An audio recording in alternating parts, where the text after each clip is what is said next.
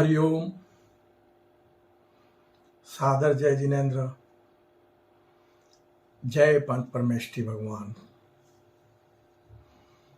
बंधुओं, कल की ज्ञान सागर के अनुसार अपने विश्व मानव परिवार को आध्यात्मिक ज्ञान की बातें बताने से पहले मैं कल की साधक कैलाश मोहन सर्वप्रथम हमारी सुंदर सृष्टि के रचयिता, सृष्टि के सभी देवी देवताओं के, हमारे विश्व मानव परिवार के परम माता पिता परमात्मा, सृष्टि के सभी जीव जीवात्माओं के जन्मदाता पालनहार, देवलोक में विराजमान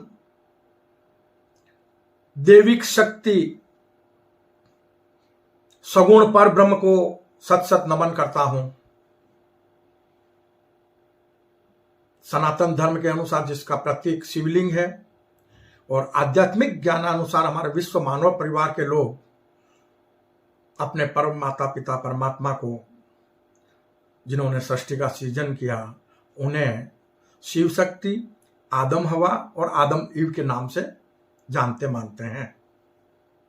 उस देविक शक्ति को नमन करते हुए, अपने परम माता पिता परमात्मा को नमन करते हुए, मैं विशाल ब्रह्मांड के रचयिता, जिस दिव्य महाशक्ति को किसी ने बनाया नहीं, जिस दिव्य महाशक्ति को कोई मिटा नहीं सकता, जो दिव्य महाशक्ति अजर अमर अविनाशी है,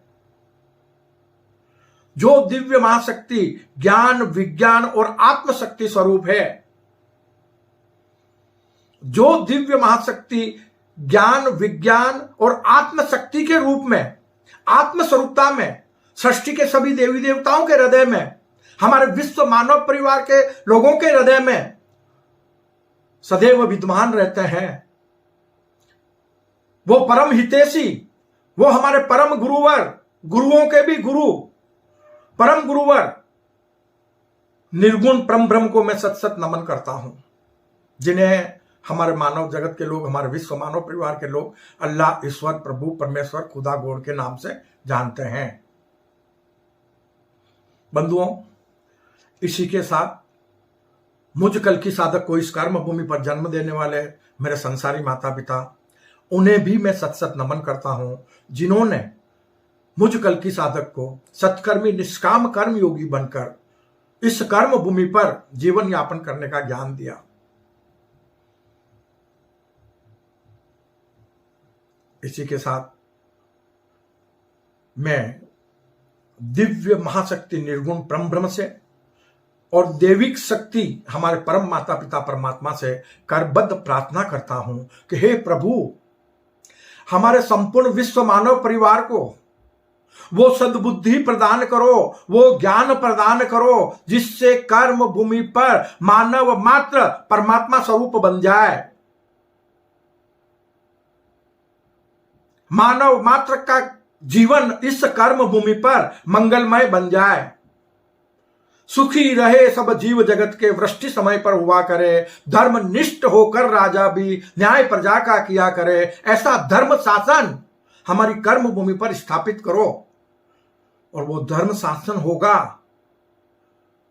होगा होगा किसका होगा? शिव शक्ति का, जो हमारे परम माता पिता हैं, देवादिदेव पर ब्रह्म,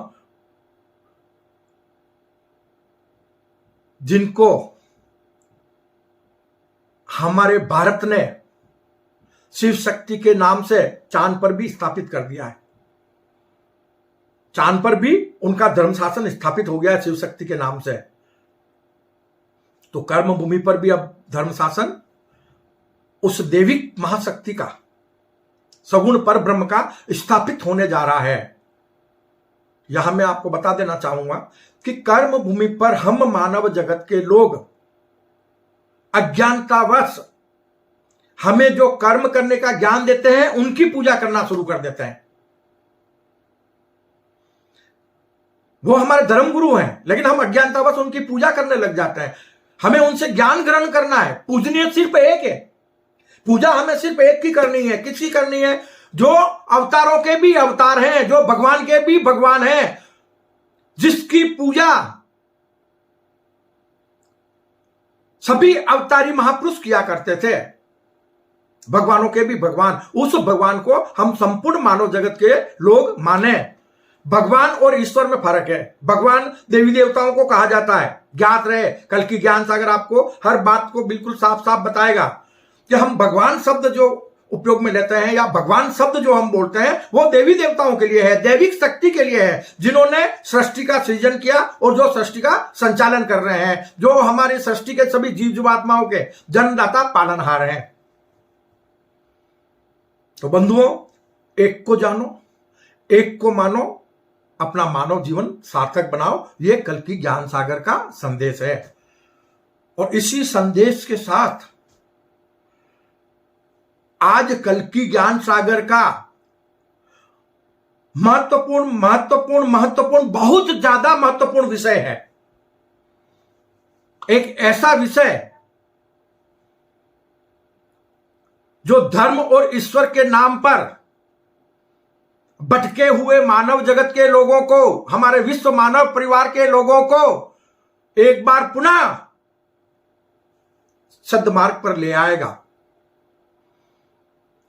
कर्म भूमि पर संपूर्ण मानव जगत के लोगों के बीच, हमारे विश्व मानव परिवार के लोगों के बीच धर्म और ईश्वर के नाम पर आज का विषय जाति संप्रदायवाद को जड़ से मिटा देगा।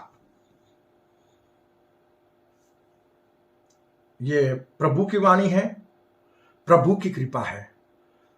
ज्ञान को ग्रहण करना हमारे विश्व मानव परिवार का कार्य है। सत्कर्म और निष्काम कर्म योगी बनना कर्म भूमि पर कर्म योगियों का काम है। ईश्वर कर्म भूमि पर कर्म योगियों को कर्म करने का ज्ञान दे सकता है। किसी भी कर्म योगी से निर्धारित कर्म नहीं करवा सकता और न ही ईश्वर स्वयं कर्म करता है। कर्म भूमि पर सिर्फ कर्म योगियों का जन्म होता है। ईश्वर और दैविक शक्ति जो अवतार, वो दोनों अकर्मी हैं, वो कर्म नहीं करते। कर्म भौतिक शरीर को धारण करने वाला मनुष्य रूपी जीवात्मा करता है, जो संसारी है, जो कर्मयोगी के रूप में अवतरित होता है। लेकिन भीतर जो उसके दिव्य महाशक्ति होती है, और जब वो उसको जानकर और उस दिव्य महाशक्ति और दैविक शक्ति के समान बन जाता है, तो फिर वो अकर्मी हो जाता है, फिर वो सत्कर्मी निष्काम कर्म योगी बन जाता है। फिर उसको हम लोग भगवान मान लेते हैं। और वो भगवान हम किसको मान लेते हैं? जो हमें कर्म करने का ज्ञान देते हैं, संपूर्ण मानव जगत को सद्मार्ग पर चलने का ज्ञान देते हैं। तो बंधुओं, आज का विषय पूजा करनी है कर्म भूमि पर। आप कर्मयोगी हो ना, सब संपूर्ण विश्व मानव परिवार के लोग।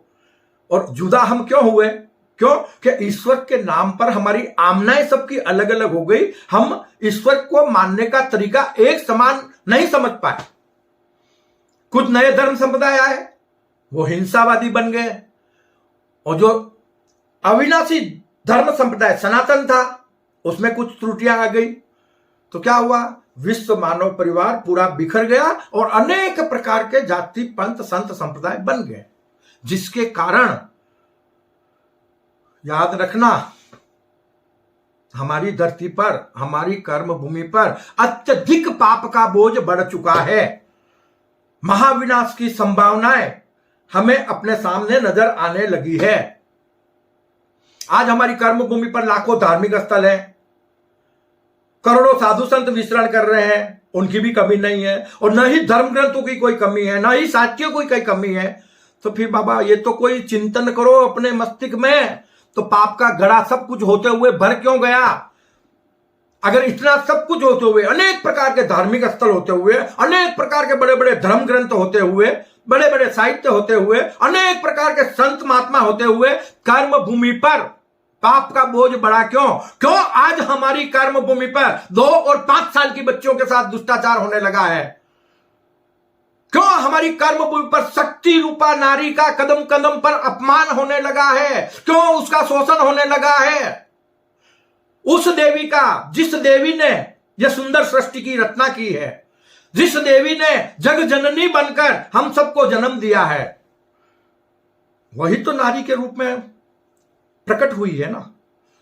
उसका तो हम सम्मान करें। तो हमारे में क्या है कि हम ज्ञान के अभाव में मानव होकर भी दानव स्वरूप बन जा रहे हैं।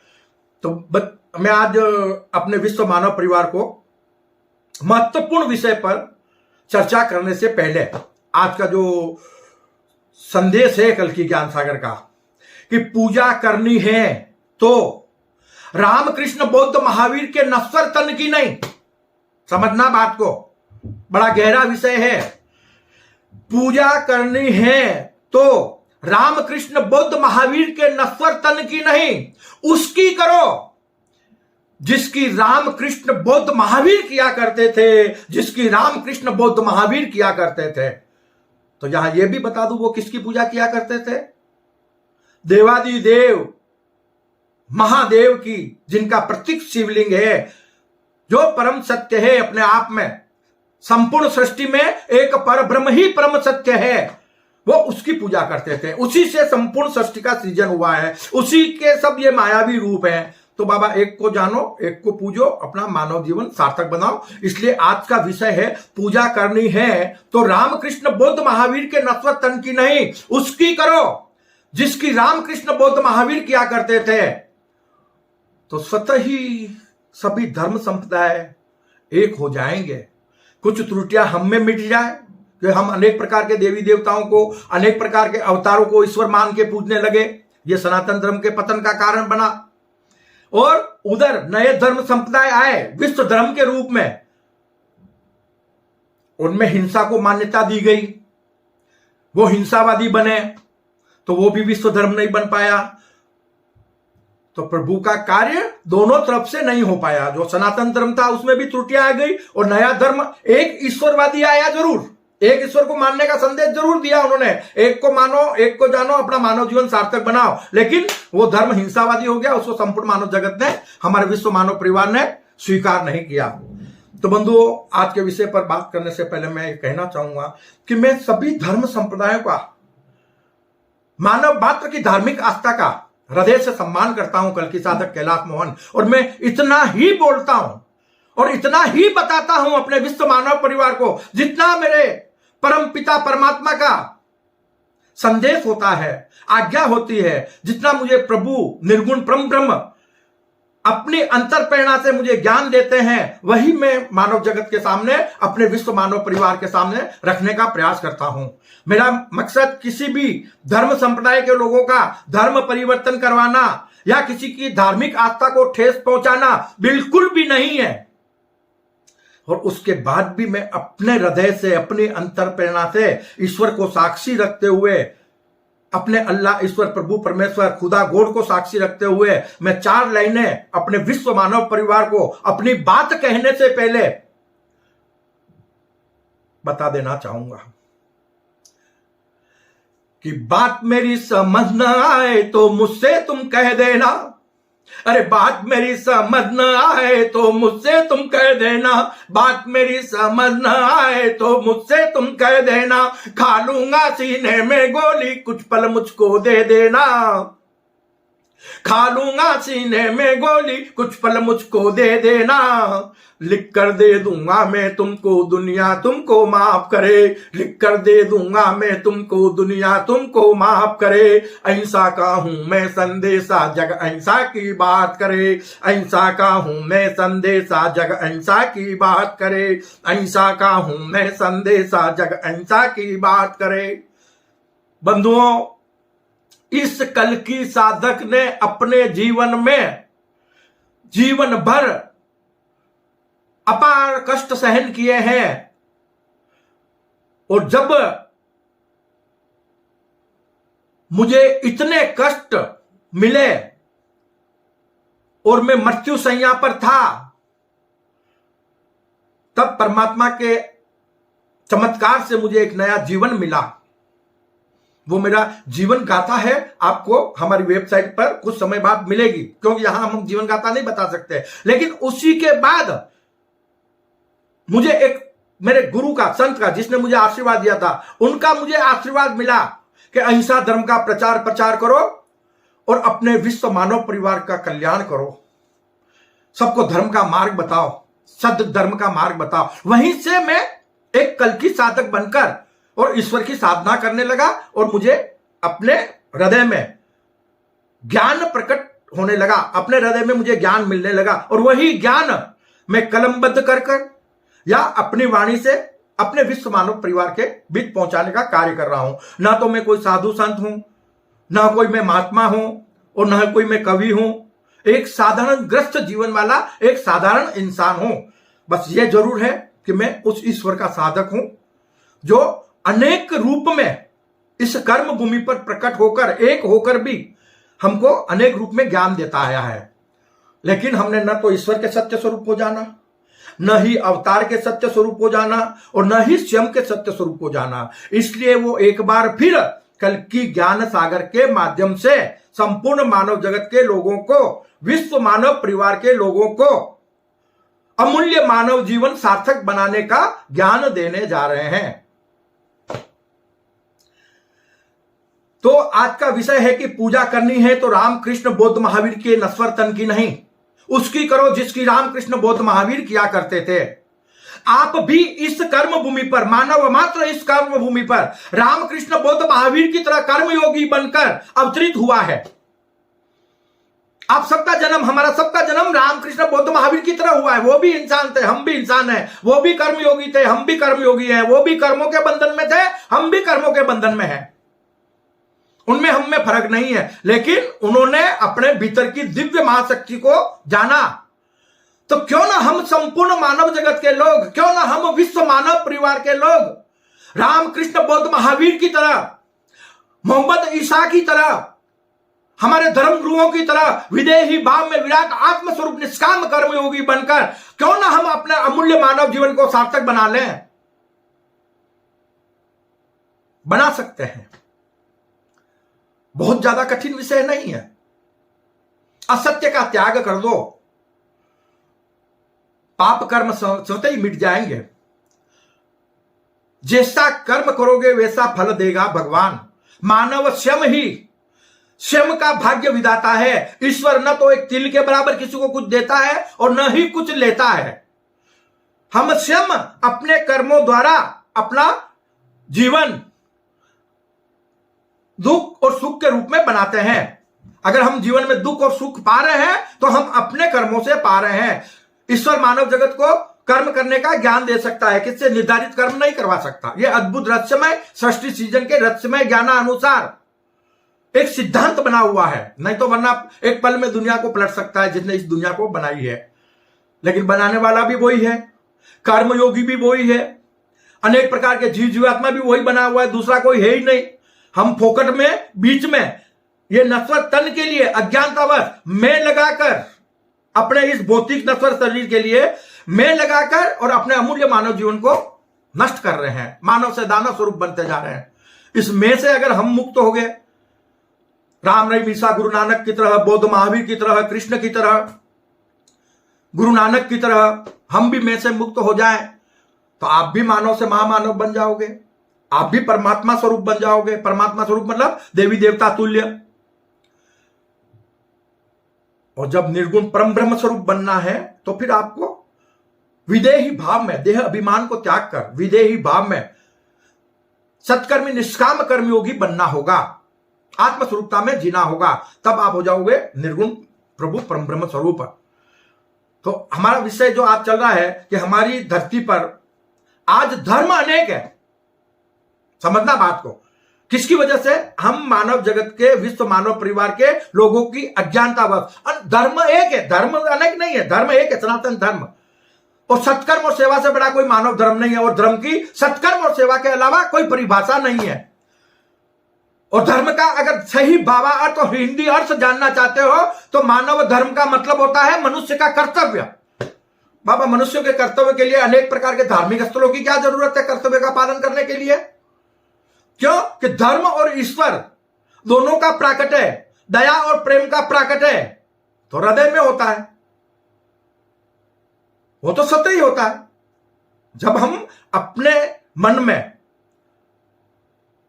धारण कर लें कि हमें परमात्मा स्वरूप बनकर जीना है, तो स्वतः ही हमें दया प्रेम के भाव जागृत हो जाएंगे।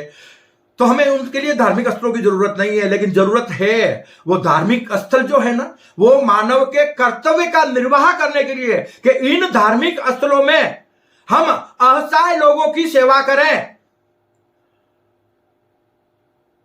इन धार्मिक स्थलों के माध्यम से असहाय लोगों की सेवा करें, सृष्टि के जीवों की सेवा करें, तब हमारा इन धार्मिक स्थलों में जाना और धार्मिक स्थलों को बनाना सार्थक हो सकता है। वरना जाति पंथ संत संप्रदाय बनाकर आपस में लड़ना, एक दूसरे के धार्मिक स्थलों को गिरा देना, वो कभी मानव धर्म नहीं हो सकता। कल की ज्ञान सागर का संदेश है, कल की ज्ञान सागर के माध्यम से वही दिव्य महाशक्ति का, कि किसी के मन में आया तो मैं मंदिर बन गया।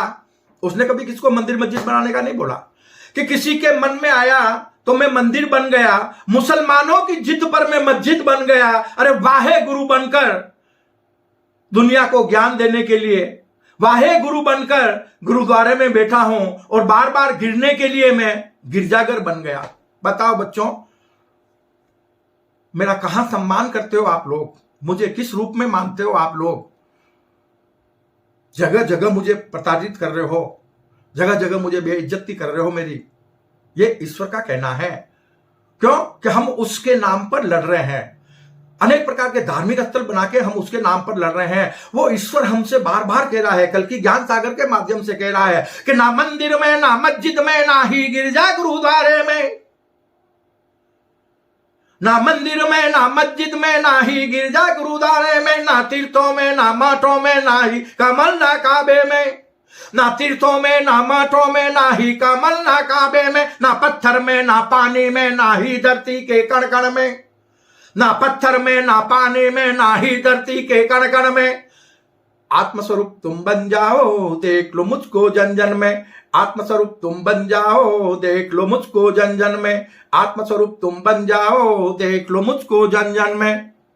अपनी विराट आत्मस्वरूपता को जानो, देह भाव को त्यागो, विदेही भाव में आत्मस्वरूप बनकर, विराट आत्मस्वरूप बनकर इस कर्म भूमि पर अपना जीवन यापन करो, तो मरकर आपको स्वर्ग और मोक्ष नहीं जाना पड़ेगा। यह कर्म भूमि आपके लिए अविनाशी स्वर्ग बन जाएगी और मोक्ष भी इस धरती पर उतर आएगा।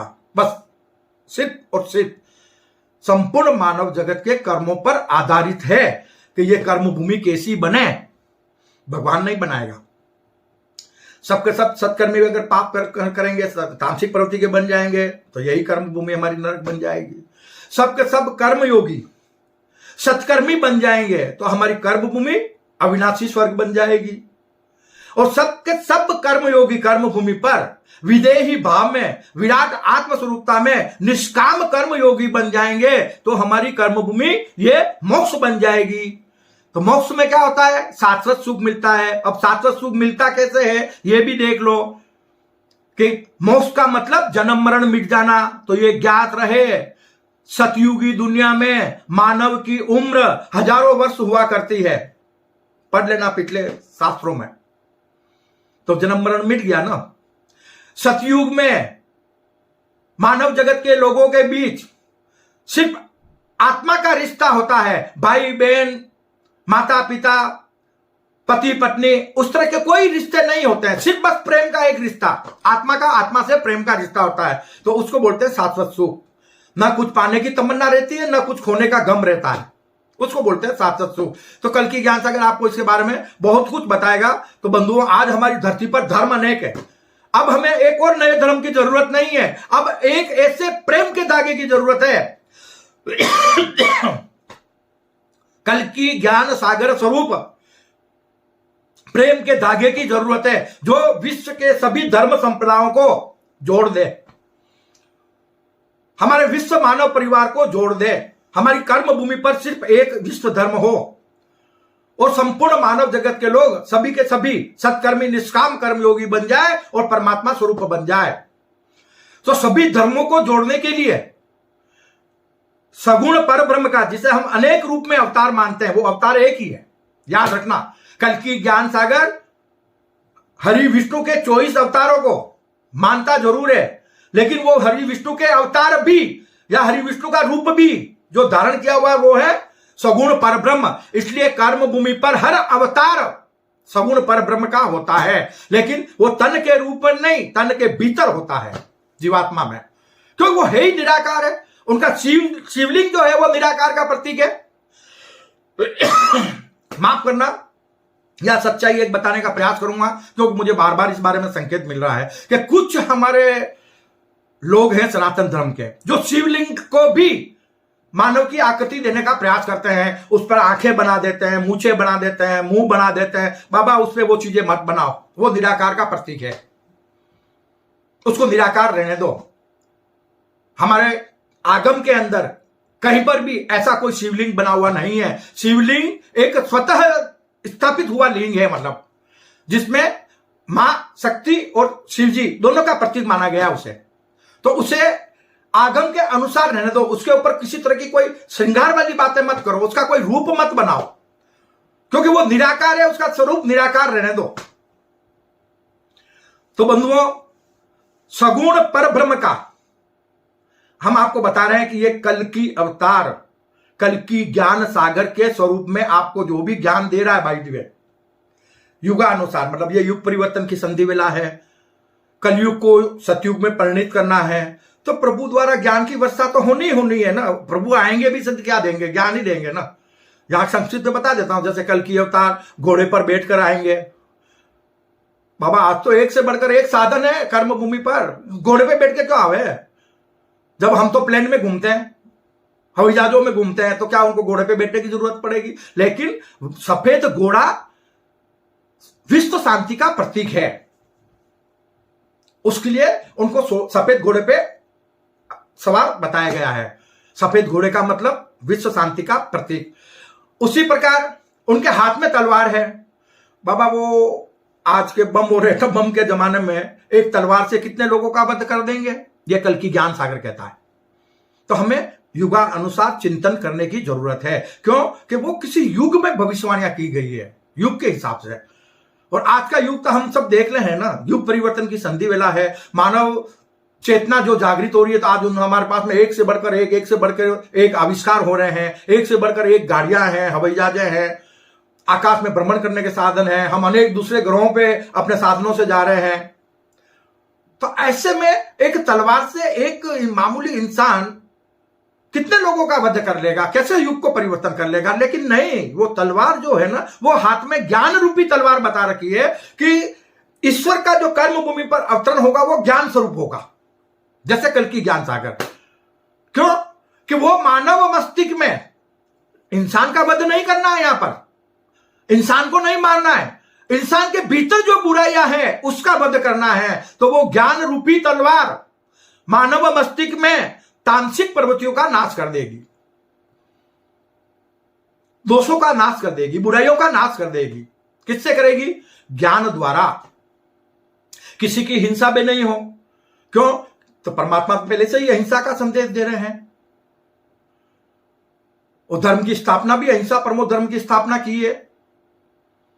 कल की ज्ञान सागर सतयुगी विश्व अहिंसा परमो धर्म। तो अहिंसा परमो धर्म है, तो वहां तलवार किसका वध करने के लिए तो नहीं है ना। तो उस तलवार, ज्ञान रूपी तलवार का मकसद है कि वो विश्व को ज्ञान प्रदान करेंगे, जिससे ये कर्म भूमि पर मानव जगत के सभी लोग परमात्मा स्वरूप बन जाएंगे। तो ये कल की अवतार के रूप में कल की ज्ञान सागर का संदेश है, निराकार स्वरूप में। किसका है? पर ब्रह्म का, सगुण पर ब्रह्म का, जो अर्धनारीश्वर स्वरूप है कल की ज्ञान सागर। तो वो क्या कह रहे हैं कि वो किस रूप में आएंगे? तो सगुण पर ब्रह्म के रूप में कल की ज्ञान सागर कहता है कि वो किस रूप में अवतरित हुए हैं, क्या कहना चाहते हैं। तो सुनिएगा चंद लाइनों में, जो मुझे अंतर प्रेरणा से ज्ञात हुई है, वही मैं अपने विश्व मानव परिवार को आज इस वीडियो के माध्यम से बताने जा रहा हूं। कि कल की ज्ञान सागर कहता है, न मंदिर में, ना मस्जिद में, ना ही गिरजा गुरुद्वारे में, ना मंदिर में, ना मस्जिद में, ना ही गिरजा गुरुद्वारे में, ना तीर्थों में, ना मठों में, ना ही कमल ना काबे में, ना पत्थर में, ना पानी में, ना ही धरती के कण कण में, आत्मस्वरूप तुम बन जाओ, देख लो मुझको जन जन में। आत्मस्वरूप तुम बन जाओ, देख लो मुझको जन जन में। आत्मस्वरूप तुम बन जाओ, देख लो मुझको जन जन में।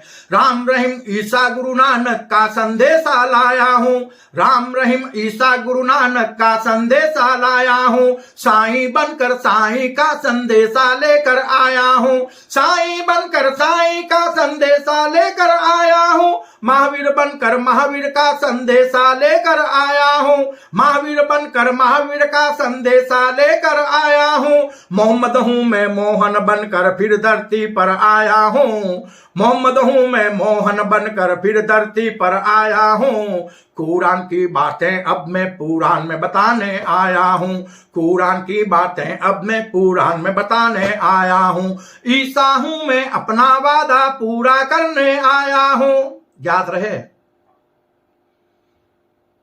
बाइबल में भी बताया गया है कि ईसा ने कहा था कि जब धरती पर पाप का बोझ बढ़ जाएगा तब मैं फिर से एक बार मानव जगत के लोगों की, अपने विश्व मानव परिवार के लोगों की रक्षा करने के लिए पुनः आऊंगा। यह बड़ी महान बात है जिसकी बाइबल साक्षी है। कहा किसने था? वही निर्गुण परम ब्रह्म ने। किस स्वरूप में? ज्ञान स्वरूपता में। तो ये उनका कल की अवतार आखिरी अवतार है। किसका है? सगुण या निर्गुण परम ब्रह्म का, मतलब सगुण पर ब्रह्म के रूप में। ज्ञान स्वरूप तो निर्गुण परम ब्रह्म अवतरित हो रहे हैं और अवतार के रूप में मानव के भीतर सगुण पर ब्रह्म, हमारे परम माता पिता परमात्मा अवतरित हो रहे हैं और वो एक बार संपूर्ण मानव जगत को फिर से ज्ञान देने जा रहे हैं। तो यहां पर कल की ज्ञान सागर अपने स्वरूप की बात बता रहा है कि ईसा हूं मैं अपना वादा पूरा करने आया हूं, ईसा हूं मैं अपना वादा पूरा करने आया हूं। प्रेम की गंगा प्यार का सागर फिर से लहराने आया हूं, प्रेम की गंगा प्यार का सागर फिर से बहाने आया हूं। मावजी हूं मैं वागड़ का। बंधुओं, ये मैं कल की साधक जो हूं ना, मेरा जन्म यहाँ वागड़ अंचल में हुआ है, जो भारत की पावन भूमि पर राजस्थान प्रांत में बांसवाड़ा डूंगरपुर आदिवासी बहुल जो जिला है उसी को वागड़ अंचल कहा गया है, उसी को वाग्यवरांचल कहा जाता है, जहां पर तकरीबन 350-400 वर्ष पूर्व संत महावजी महाराज का जन्म हुआ था, कृष्ण लीला अवतार के रूप में। और उन्होंने कई धर्म ग्रंथ ऐसे लिखे हैं जो आज भी मौजूद है, लेकिन उन्होंने उस समय में ऐसी भविष्यवाणियां कर दी थी 400 साल पहले कि डोरी दीवा बरेला भेते पानी आवेला। समझना यह बात को, बहुत गहरी बात है। 400 साल पहले उस संत ने बताया था डोरी दीवा बरेला और भेते पानी आवेला, यानी रस्सियों से दीपक जलेंगे, उजास होगा। तो आज हम देख रहे हैं बिजली के तारों से उजास हमें मिल रहा है। यह बात 400 साल पहले उस मावजी महाराज ने बता दी थी। और भेते यानी दीवार में पानी आएगा। तो आज हम देख रहे हैं हमारे नल कहां लगे हैं, सब दीवारों पे लगे हैं। तो भेते पानी आवेला यानी दीवारों से पानी आएगा। तो आज हम दीवारों से पानी प्राप्त कर रहे हैं नल के माध्यम से। तो ऐसी कई भविष्यवाणियां उनके साहित्यों में मौजूद है, जो आपको अलग से हम इसके बारे में बताएंगे वक्त आने के ऊपर। तो मावजी हूं मैं वागड़ का अब मोहन बन कर आया हूं। उन मावजी महाराज को भी मोहन कहते थे, कृष्ण भगवान को भी मोहन कहते थे, महात्मा गांधी का नाम भी मोहन था। और मोहन का मतलब होता है मानव जगत के लोगों को मोह माया से बचाने वाला। कि मावजी हूं मैं वागड़ का अब मोहन बन कर आया हूं, भक्त नहीं मैं तुम सबको भगवान बनाने आया हूं। ये प्रभु निर्गुण परम ब्रह्म कह रहे हैं कि मावजी हूं मैं वागड़ का अब मोहन बन कर आया हूं, भक्त नहीं मैं तुम सबको भगवान बनाने आया हूं, भक्त नहीं मैं तुम सबको भगवान बनाने आया हूं। कभी मोहन बनकर गांधी था मैं, अरे कभी मोहन बनकर गांधी था मैं, फिर मोहन बनकर आया हूं। कभी मोहन बनकर गांधी था मैं, फिर मोहन बनकर आया हूं। धर्म अहिंसा का संदेशा फिर धरती पर लाया हूं, धर्म अहिंसा का संदेशा फिर धरती पर लाया हूं। सूट बूट में आया कन्हैया फिर से धर्म समझाने को, सूट बूट में आया कन्हैया फिर से धर्म समझाने को। आ गया हूं इस धरती पर पाप को मिटा दूंगा, आ गया हूं इस धरती पर पाप को मिटा दूंगा। कल की ज्ञान सागर कह रहा है कि कल की का अवतार हूं मैं, वो कल की ज्ञान का सागर है, यानी निर्गुण स्वरूप में ज्ञान का सागर है ईश्वर, निर्गुण परम ब्रह्म। और सगुण स्वरूप में कल्कि का अवतार दैविक शक्ति कौन?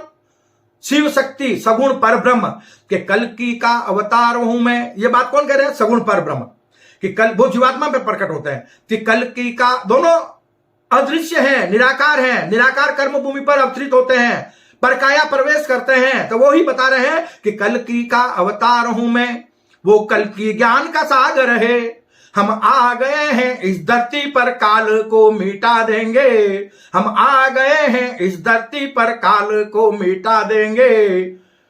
तुम भी में से हम बन जाओ, तुम भी में से हम बन जाओ, हम धरती को स्वर्ग बना देंगे, हम धरती को स्वर्ग बना देंगे। जब तुम भी में से हम बन जाओ तो हम धरती को स्वर्ग बना देंगे। मोहन हूं मैं, मोह माया से तुम्हें बचाने आया हूं। सूट बूट में आया कन्हैया फिर से धर्म समझाने को, सूट बूट में आया कन्हैया फिर से धर्म समझाने को, सूट बूट में आया कन्हैया फिर से धर्म समझाने को। बंधु,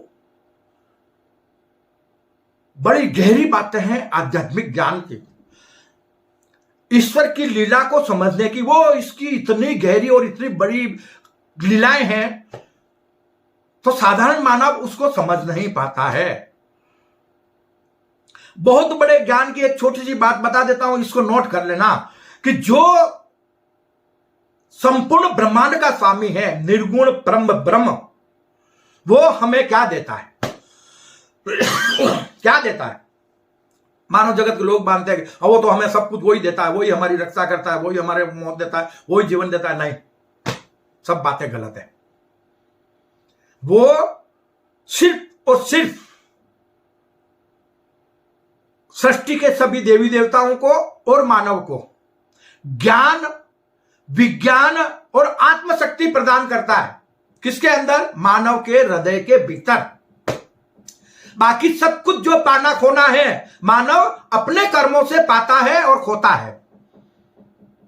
उसका कर्म करने का, ज्ञान देने का उसका काम है। वो काम उसका क्या है कि किसी मानव तन को निमित्त बनाकर उसके माध्यम से कर्म करने का मानव जगत को ज्ञान दे देते हैं। बाकी जो भी कुछ है वो मानव जगत के लोगों को करना होता है। और निर्गुण पर ब्रह्म, जो निर्गुण सगुण पर ब्रह्म, मतलब निर्गुण परम ब्रह्म जो है, वो ज्ञान के रूप में अवतरित होते हैं और तन को धारण करने वाले, एक रथ रूपी तन को धारण करके कर्म भूमि पर धर्म की स्थापना करना, प्रभावना करना, कार्य तो करने पड़ते हैं। तो पर ब्रह्म, सगुण पर ब्रह्म जिन्होंने यह सृष्टि की रचना की है, वो जीवात्मा के भीतर कर्म करने के लिए अवतरित होते हैं, कर्म योगी के रूप में। उन्हें कर्म करना है, लेकिन क्या कर्म करना है? सत्कर्म, निष्काम कर्म योगी बनकर। तो फिर जब जीवात्मा के भीतर सगुण पर ब्रह्म अवतरित हो जाते हैं और आत्मा के भीतर ज्ञान स्वरूप कल्कि ज्ञान सागर के रूप में निर्गुण परम ब्रह्म अवतरित हो जाते हैं, तो फिर प्रभु अपने स्वरूप को मानव तन के भीतर रचते हैं और वो मानव तन एक रथ के समान है। उसके माध्यम से कर्म भूमि पर धर्म की स्थापना और प्रभावना के कार्य करते हैं। तो बंधुओं, ये बताओ कि ये नश्वर भौतिक शरीर मानव का कैसे अवतार बन सकता है? अवतार तो भीतर हुआ, जीवात्मा के भीतर, हम देख नहीं सकते।